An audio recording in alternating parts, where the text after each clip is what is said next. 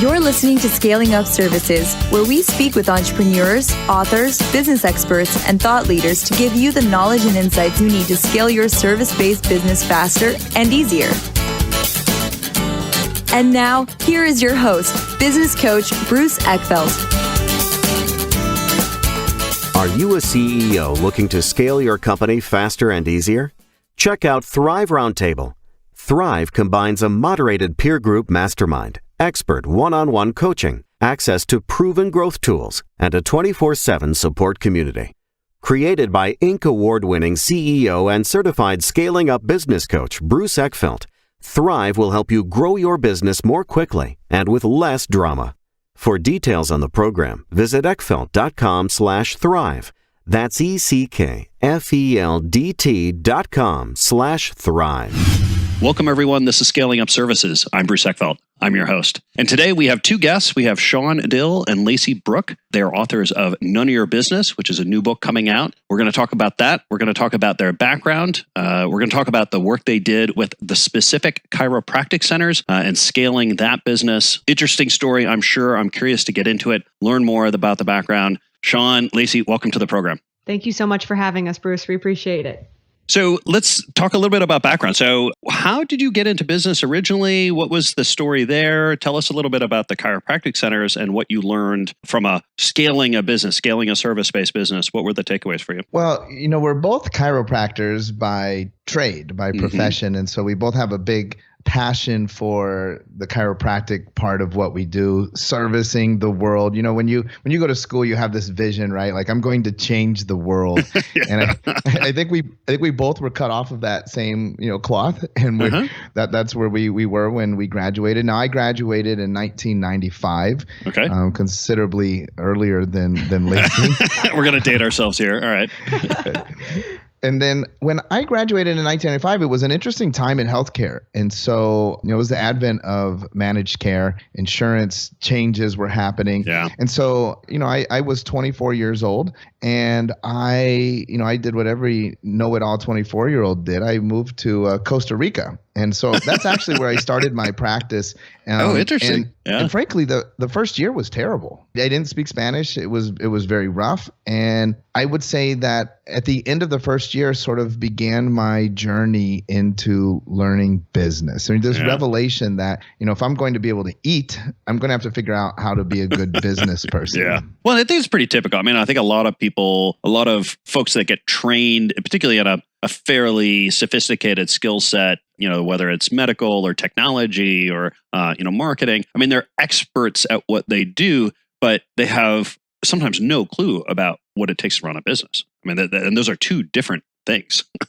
Yeah, I can't agree with that more. It's really funny when you hear Shawn's story. I actually went to chiropractic school after working in chiropractic offices for about 7 years. So I thought, I think, I was probably 25 at that time. And, much like Shawn, I also thought I knew everything. So I thought working a front desk of an office meant that I knew business, right? Yeah. So I went to chiropractic school, became a chiropractor. And what's amazing, like you said, and all of these other industries and professions, we don't get taught any business. I mean, it is minuscule, if that, right? We get taught our trade, our service, and we become really good at that. And by the time I got out of school, I realized I knew nothing about being an entrepreneur. And I was not able to even sit in that mindset. And, the more and more that Shawn and I work with other service professionals, it doesn't matter what profession you're in, to step into being an entrepreneur is very difficult. Yeah. I was originally trained as an architect, and I remember I did 2 degrees in architecture, and I think I had 1 credit that was essentially about law, about limiting legal liability as an architect. But there was nothing around, how to set up a practice, how to market, how to get business, how to manage clients. I got none of that.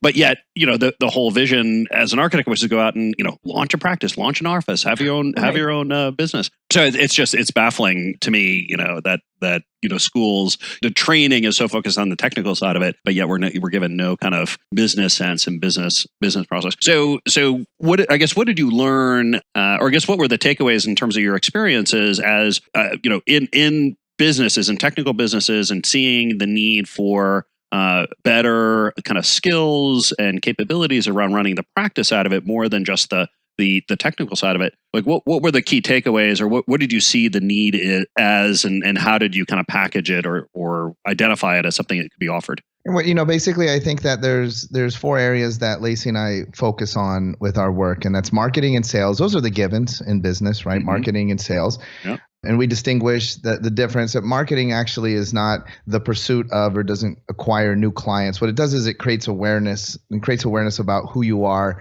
and what you have to offer the world. And then the selling part, that's where you get clients, right? So then now that I'm aware of you, that's great. But now I need to know what you have to offer for me. Do you understand me? Is your business, does it help people like me? And then what does it look like to work with you? And then we also focus on 2 other areas, entrepreneurship, which is all of these things about being an entrepreneur. And one of the big distinctions that we make, and we may dive into this with you, is the distinction between being self-employed and being an entrepreneur.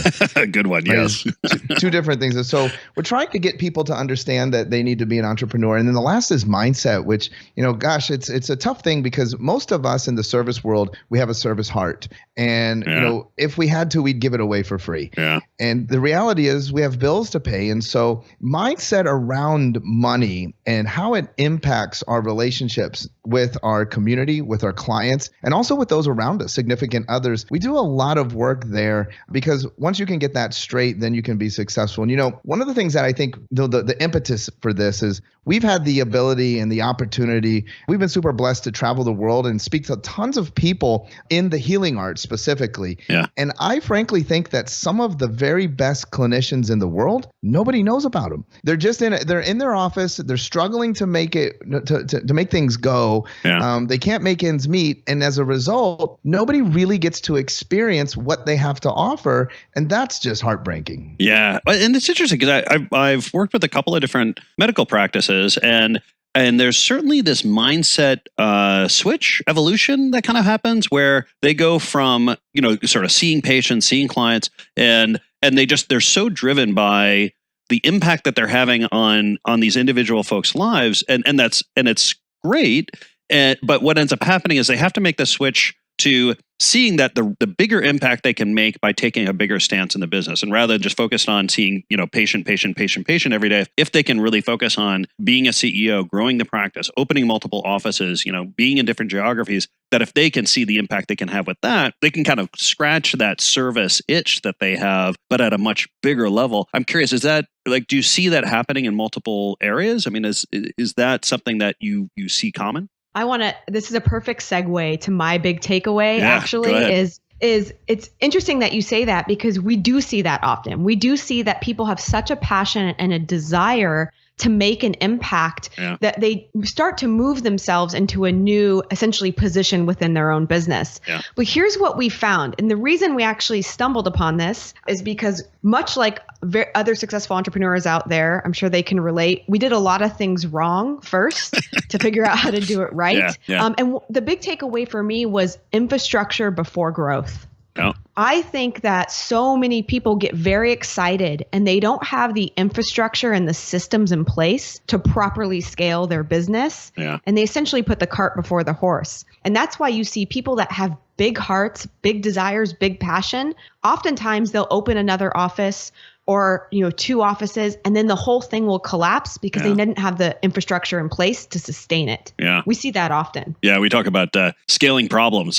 We don't want to scale problems. Let's fix the problems before we scale. Yes. Yeah, I think it's big. And is there, is this something that you can just learn? Is this something, why do you think this is a problem for folks? Why do you think people don't think about the systems and the processes and getting these right before you think about scaling? Is this just education, or is there more than that? Well, I think what it boils down to is, and this is, hopefully we're touching the hearts of a lot of the listeners here, is that when, the person that goes out and as you were describing, go to school, you have this dream of opening your solo practice, and you just decide, I'm just going to dive in and I'm going to do it. And so you jump into your own practice, and now we look back and it's 5 years later and you are doing well. And so now you decide to enter into this idea of scale. And what happens is, this is more common than not, and it's actually somewhat humorous, but I think that all of us can see this in ourselves, is that the reality is that when you opened your practice, nobody helped you. And so you're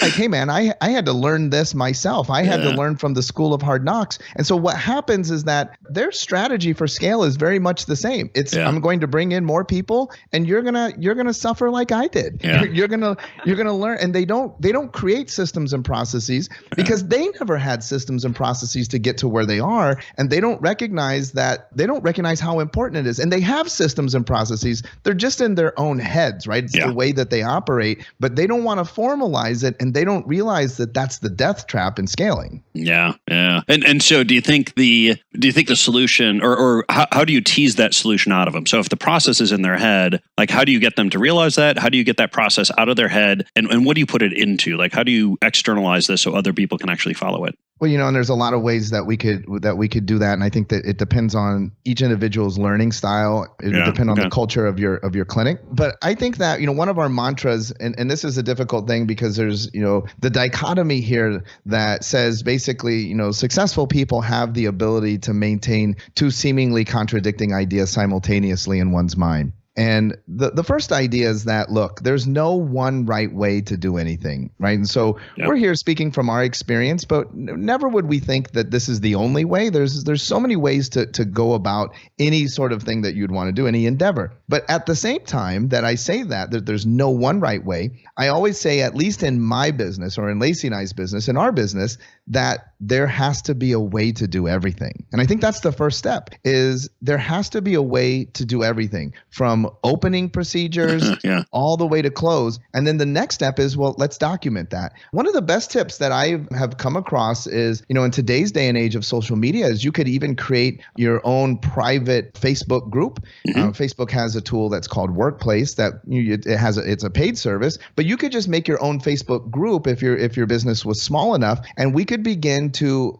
post videos of our employees or any of the key individuals doing their job. And we're posting it in secret, and then from there we could sit down and then dissect what they did. A great tool called Trainual. You could begin to create, in essence, your own office procedures, your own office manual. And a lot of people think office manual, like it's like an employee manual, but I'm talking more like a how do you do things manual. Practical guide. Yes. Yeah, interesting. Let's go back to you had a comment earlier, which I think was a good one. I wanted to talk about it a little bit. So the whole idea of, and I can't forget how you phrased it, but it was something along the lines: do you own a business or do you have a job?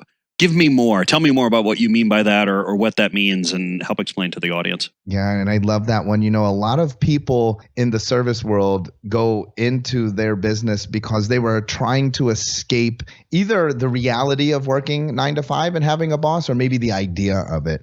And they thought to themselves, well, you know what? I would love to someday, I just want to be my own boss. I know growing up for me, that was like a cool thing. Like, you want to be your own boss. Now, if you are your own boss, all you've really done is translate it across. It's sort of a horizontal move where rather than have a boss whose name is Joe, now you have you're your boss.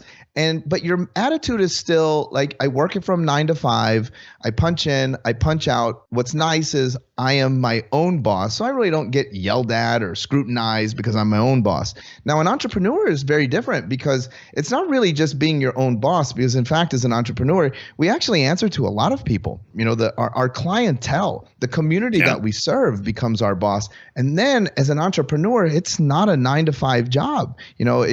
Entrepreneurs are logging, tons of hours. But here's the big difference. And I think that this will really resonate with your listeners, is that in the service world, it's a passion. So it doesn't feel like work. And that's we talk about that a lot. Cloaked. It's kind of cloaked in this service. Yes. And it's super popular in the entrepreneur world.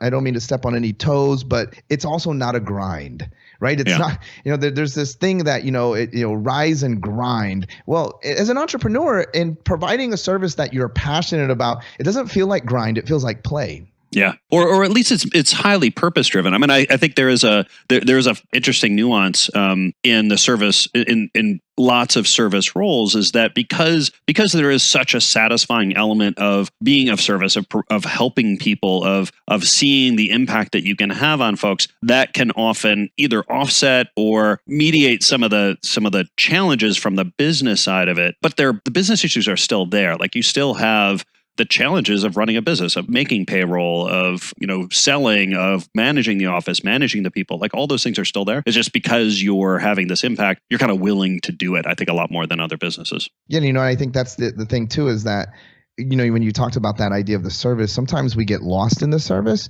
and then those elements that you talked about, paying the bills, doing payroll, being worried about taxes, keeping the books balanced, those things actually become vilified. So a lot of times, service providers actually see that as somewhat like the devil. Yeah. Like, oh my God, I don't want to do these things, because when I'm doing those, I'm actually not being true to my service. I'm not being true to the people that I serve. And now I'm finding myself being this, the CEO. I'm being the boss. And again, here's the reality: is the route to serving more people is to be ultra successful. The more successful you are, the greater bandwidth you have, the greater reach you'll have, and the greater capacity that you'll actually have to change the world. I think that was part of our biggest revelation. If you really do think you're going to change the world, you're going to need a lot of capital and resources to do that. Yeah. So talk about that. So talk about the capital side of it, because I think the sort of the double-edged sword of services businesses, they typically are pretty easy to start, in the sense that there's not huge, I don't have to go out and buy raw materials and make product and inventory or a lot of R&D.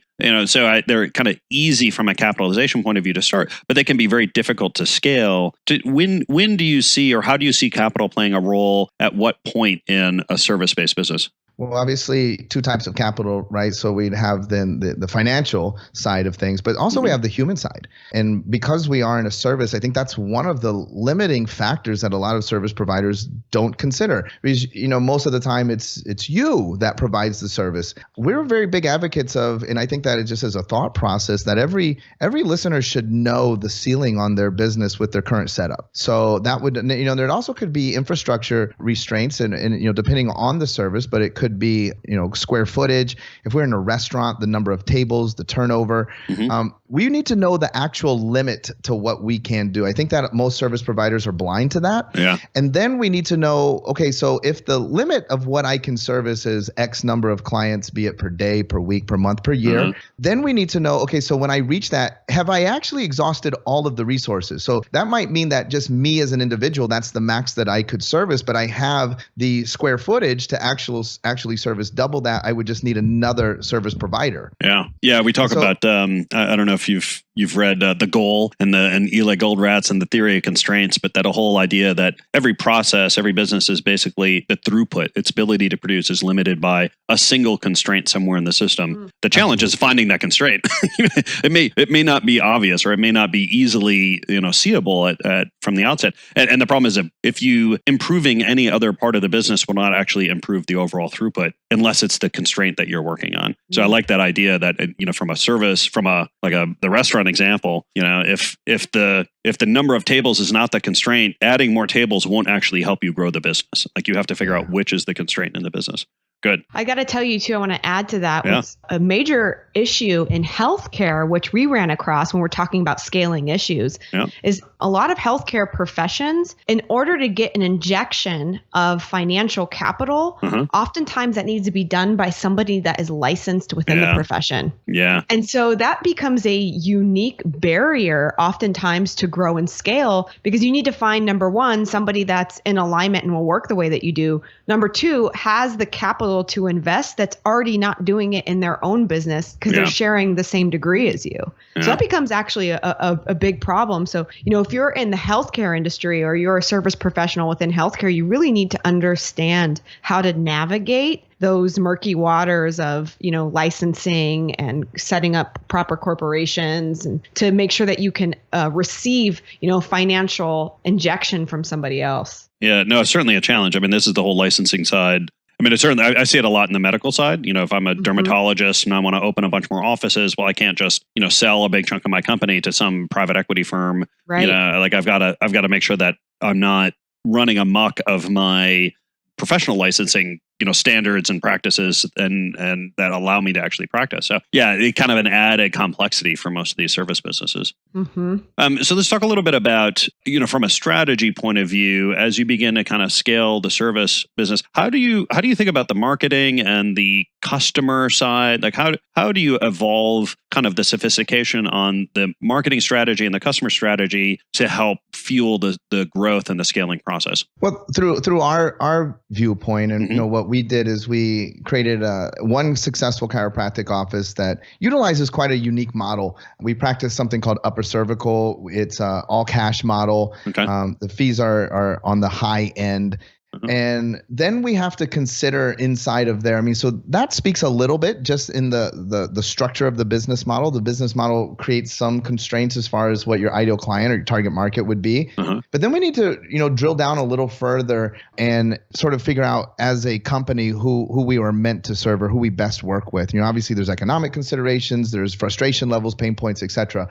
But one of the things I think is very difficult in the service world is that if we do go to scale and we do open multiple offices, so now when we go to the second office and we bring in new providers and they're working in the second office, because they're unique individuals, they may not particularly enjoy working with the same individuals that were in let's say the mothership. And so the ideal client needs to be loose enough that it will be flexible to allow a lot of individual providers in the model, but it also needs to be tight enough that as a company that we're clear, what we stand for and what we're delivering out to the world. And the reason why is because then obviously we want to be able to utilize universal marketing, right? And so exactly. If we're not utilizing universal marketing, we're not really in effect scaling. We just own multiple businesses. Right. And so I think that's the challenge is it's really getting honed in on that ideal client and target market. But now we're talking about it through a different lens because we're talking about having it tight enough that the company will thrive, but having it loose enough that it allows for individuality in the delivery of the service. Yeah. So tell me more about the book. What else do you cover in the book, and what else can people learn by going through it? Well, first of all, one of the things, the genesis of the book, there is this, my admission here, and I saw in some of the show notes, sometimes these show up there. So this could be my admission. I'm a reality show junkie. Yeah. I love watching reality shows. And my explanation is I feel like I can learn a lot about human psychology. Yeah. That's my explanation for it. But I remember that I'm studying for learning here. Yeah. Market research. Yeah, exactly. Love it. There was a show called The Restaurant many years ago, and it detailed, it was a reality show that detailed a chef and their journey in opening a restaurant. And the chef obviously is very talented, very well known, in essence, a celebrity chef. But at the end of the series, the restaurant ends up being in dire straits financially. Yeah. Ultimately, the investors having to make a choice and asking the chef to either buy them out or they were going to make a change. Yeah. And I realized there, watching this, and I don't think that's how they thought the show would end. That we had to reach people with this idea of, look, you could be a great chef, and like we discussed before, they're not teaching you how to run a restaurant in culinary arts school. And so the gist of the book is falling in love with the idea of being an entrepreneur and getting your business tight through having strong marketing systems, strong sales system, which, look, I think that's probably the weakest link in service providers because they think that sales means used car salesman. And they think that, look, I provide a service. Why would I have to sell it? A lot of people think, especially in the medical industry, I'm above that. I don't have to sell, which is an absolute lie, right? Yeah. That's not true. Yeah. And so it's learning those skills and then really making sure that, from a business side of things, that you understand what it is that you're getting into as an entrepreneur, that you're building good, solid systems and processes that will be repeatable and allow you to scale, and that we're developing a vision and a mindset for success and for abundance. Yeah. No, it makes sense. And so tell me about how you're building your business and how you're working with these folks. What does your business model look like, and how are you scaling the work that you're doing? Yeah, and I love that because from a business model perspective, I think that's a great question too for each of the listeners to think about. To say, what is your model? Does it really represent an investable opportunity? And so our sort of crown jewel here is the specific chiropractic centers.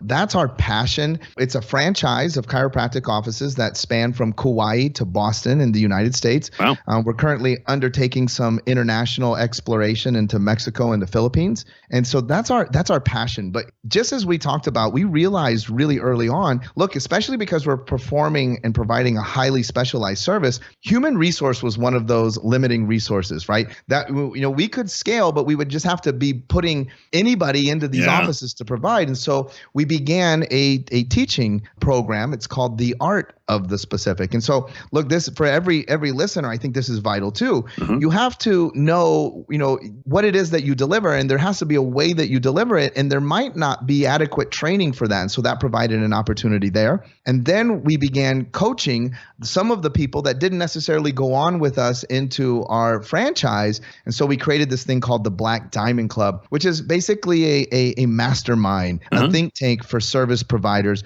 where we work on a continual basis those basically 4 core pillars of marketing, sales, entrepreneurship, and mindset. And so all of those things are interrelated. It's not 4 distinct businesses. Yep. They're all interrelated businesses that help to feed ultimately our core business, which is the franchise. Yeah.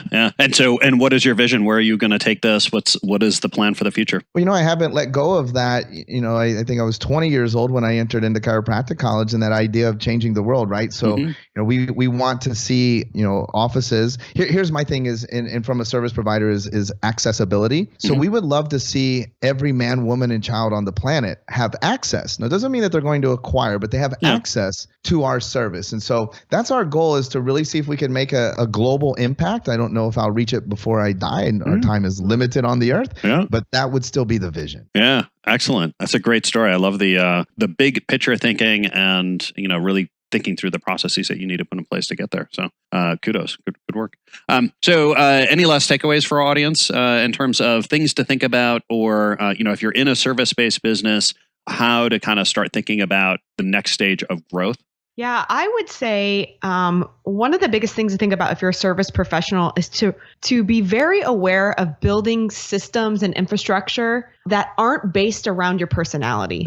I can't, right? And I think that you can attest to this. There's so many businesses out there that are personality-based businesses. Yeah. And while, yes, we can't take the personality out of the business person, that's always going to be a fundamental and integral part of a business. You need to work really hard if you want to grow on creating systems that anybody can utilize. That's what allows you to scale. They can't be based on who you are as an individual. They need to be a little bit more generic so the next person can come in and start to figure out how to reproduce the same results that you did. And I would say that that's one of the hardest things as a service provider to step away from, having it be all based on themselves. And you just can't grow and scale that way. Yeah. No, I think it's very true. And it's tough. It's a tough shift to make. Some people don't successfully do that. I think it's it's a thing that really is a sign of whether or not you're going to be able to grow and scale the business. Shawn, Lacey, this has been a pleasure. If people want to find out more about the two of you, about the book, about the work that you do,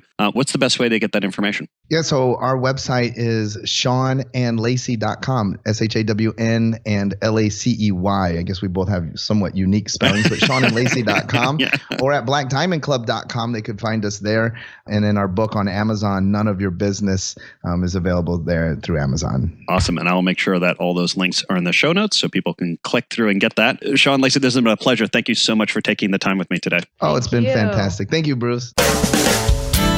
You've been listening to Scaling Up Services with business coach Bruce Eckfeldt.